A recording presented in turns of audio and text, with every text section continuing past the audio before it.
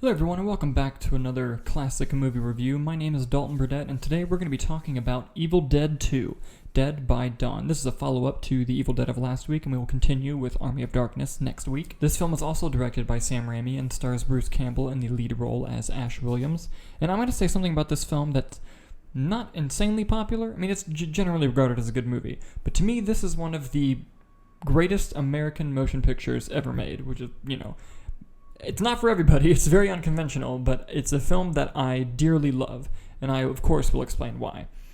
This movie sort of picks up where the first film left off. I'll get to that in just a second. But, Ash is now alone at the cabin after his friends have been killed, and the evil is just tormenting him as he tries to figure out ways to escape. When I say it sort of picks off from the first movie, this is what I mean. So, Sam Raimi and the storytellers wanted to have a recap of the first movie and play in front of this film. However, they had lost the rights to their own movie, and they thought it was important, for whatever reason, to have a recap of the beginning of the first movie to happen in the beginning of this movie. But they didn't want to, spend all the money on getting a bunch of cast together and shooting random scenes, so instead, they kind of almost retconned the first movie in the, first few minutes of this movie. They just have Ash and his girlfriend arrive at the cabin, not the rest of the friends, because there's some emotional stuff with the girlfriend later on that they wanted to have that emphasis for. So while some people consider this almost a loose remake of the first movie, both Bruce Campbell, Sam Raimi, everyone involved has kind of just said, no, we just lost the rights to the first movie. Bruce Campbell's even said himself, if you just start the movie where the evil runs into Ash, right where the first movie ends, you can kind of edit the movies together and just have it play from that moment forward. Let's get some obvious positives out of the way, one being just the incredible practical makeup effects. This is one of the early films that Greg Nicotero actually worked on for the makeup, and he's one of the most famous makeup artists working today.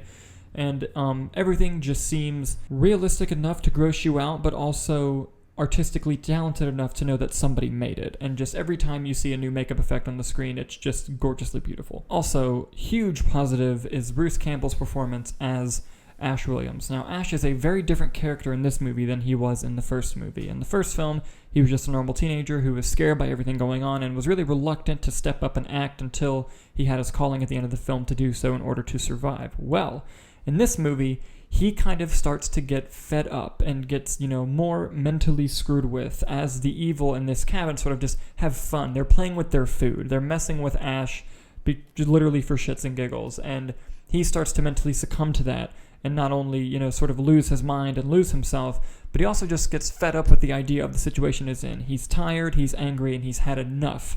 And so this is just a character who's ready to just has nothing to lose and just lets loose in more than one way. One would obviously think, oh, he's probably going to let loose in a very angry, vengeful sort of way, and he does, but a lot of it he lets out is very comedic.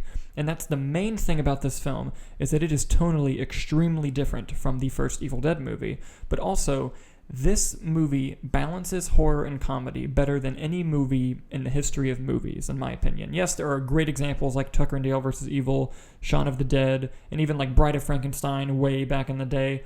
But there's something magic about how this film balances two polar opposite genres without contradicting one or the other. When the movie's funny, it doesn't make it any less scary. And when the movie's scary, it doesn't make it any less funny.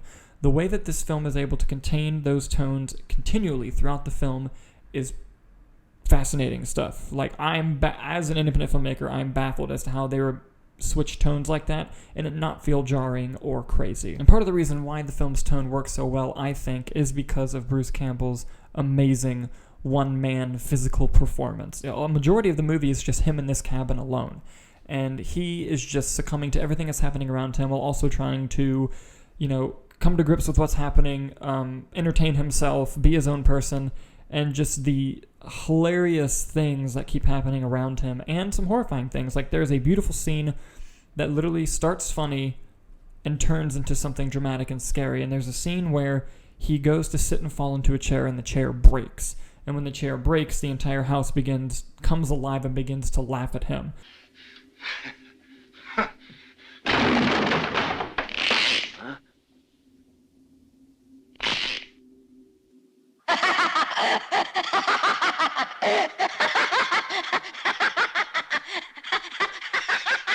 Which is a little bit unsettling, but then as the house keeps laughing at him, he starts to laugh with it, and that's where some of the humor comes into it. He starts interacting with some of the props.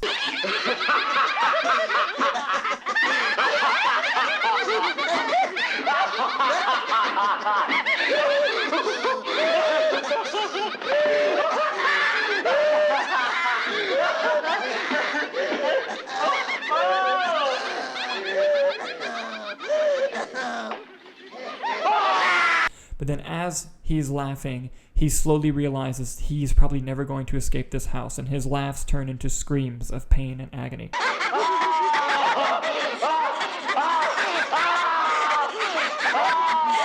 It's this insanely well-crafted sequence. I will be pointing out a few sequences that I love in this film. There's just too many to not talk about, but I do want to talk about story-wise what sort of else is going on in this movie. The daughter of the person who left the recordings in the cabin from the first movie is coming back to the cabin because she has like some sort of historian, archaeologist type thing, and she has found these missing pages to the Necronomicon, or the Book of the Dead, and she wants to go back to the cabin and like relook at all her research. Of course, unbeknownst to her, that Ash and, all the first movie has happened since she's been gone. So while Ash is dealing with what he's dealing with in the cabin, she is also trying to get to the cabin, unbeknownst to her, the horrors that are happening there. Of course, she meets up with people who are sort of locals along the way, and they all sort of end up in the cabin together, and them and Ash, who are completely opposite different people, have to work together to sort of defeat this evil that's been going on, and that's sort of the crux of the story. But there are a lot of great things to break down fundamentally about Evil Dead 2. One of them being the structure and organization of the Ash character. Yes, as I mentioned before, Ash is a grown and fundamentally different character from the first movie, but you still have traces of who he was, bleeding in and out of that person. But also, this movie came out in 1987, and during the 80s, during this time, slashers had become like the new thing in horror that you did. You have Friday the 13th and the Nightmare on Elm Street sequels, and even the Halloween sequels going crazy during this time, as well as many other slashers. And while this film isn't a slasher, it is very structurally similar to that of a slasher film. One thing that a lot of slasher films typically have is a final girl, or a female protagonist that is, the one who is smart enough and witty enough to outsmart the killer in the film and be the one who survives, ultimately. And they sort of make the Ash character into a final girl. And you might be asking, well, don't you mean final boy? Not really, because every masculine and macho move that Ash tries to make in this film, it backfires on him. And so he has to do something more smart and strategic in order to defeat the evil, and you notice that throughout the film. So they literally take a slasher trope and add it to this, evil satanic witchcraft movie and into their lead male character, and it was actually quite entertaining to see. Also, just Sam Raimi's thumbprint is all over this film. There's tons of scenes that ride the line of being just a little bit too goofy, but just being perfect for everything that's been going on. And, part of the reason why this film balances comedy and horror so well is because of just very specific and finite direction by Sam Raimi. Another sequence where Bruce Campbell just absolutely shines is there's a sequence where only his hand gets possessed by the evil, and his hand starts to attack himself. And you have Bruce Campbell giving this insanely well physical performance of his hand just beating himself up, and it genuinely seems like it's not a part of his body, but really he's just grabbing things around the cabin and just hitting himself over the head with them. It was very hilarious and scary to see. And, of course, he very intensely lops the hand off in a scene that becomes a little bit more intense and scary again. And much like the first Evil Dead film, just the overall technical filmmaking is just completely solid here. You get more shots of the evil running through the forest in the cabin. This film's budget is slightly higher than that of the first film, but it's still not a big budget movie by any sense of the word. We can't talk about Evil Dead 2 without talking about this gem of cinematic history right here.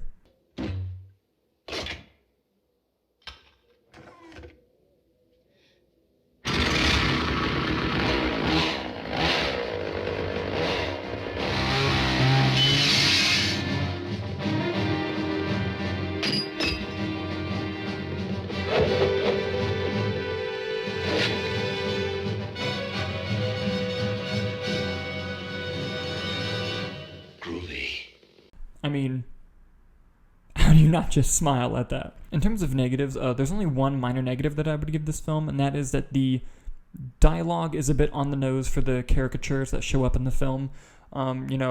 They kind of didn't add any sort of depth to any of the side supporting characters, I mean, you do get a sense of their motivation and why they're doing what they're doing, but it's very surface level with the other characters. But the Ash character and Sarah Berry's performance, who plays like the daughter of the professor of the cabin, they're done extremely well. And at the end of the film, it even goes more bonkers, where in order to defeat the evil, they have to suck it through a time portal, except Ash gets sucked through the time portal as well, and ends up in the Middle Ages, and the movie sort of ends on this gloomy note of he is just never going to escape, he's never going to make it back home, and that adds to his character even more once we get to the third movie, Army of Darkness, next week, but we'll get there when we get there. But like I said, to me this is one of the most technically well-made and just greatest American movies ever put together, because there are not many movies that can balance the tones, the dramatic tone changes that this movie has, and just on a technical level sucks the audience in and doesn't let them go until the last shot of the film. Whether you're screaming, whether you're laughing, this film really just emotionally manipulates the audience in the most perfect and almost wholesome type of way. So yes, obviously, I'm going to give Evil Dead 2: Dead by Dawn an A+. Thank you guys so much for watching. We'll hit you with Army of Darkness next week, and we'll see you next time.